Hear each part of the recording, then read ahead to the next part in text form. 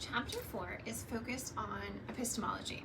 So big note, and I know I have it in the beginning of the notes and it said multiple times at the beginning of the chapter, there is a huge overlap between the belletristic movement, the elocutionary movement, and the epistemologists.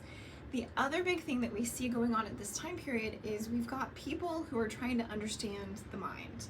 You know, we went from trying to understand how to make effective arguments to form government, ancient rhetoric, and that devolved into the Middle Ages where we were trying to convince and convert a huge number of people. And now we're into scientific discovery. What's going on in the world? Why do pens fall when I drop them? You know, gravity. And why do the stars move the way that they do? So we've got a lot of scientific discovery going on, and we're starting to realize to understand all of that, we need language for how we think.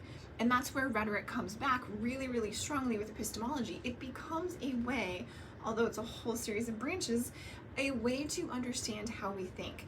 You also want to note that rhetoric and psychology are the exact same thing during this time period. The exact same thing. They are the same discipline. Additionally, although it really breaks off towards the end of this chapter, philosophy and rhetoric are the same thing. So what that means is all of the scientific discovery going on, all of the psychological discovery going on, all of the philosophical discovery going on is heavily connected to rhetorical theory development. They are all the same thing. Now, there are all sorts of different disciplines. At this time period, they're all the same. They are all aiming for the same goals.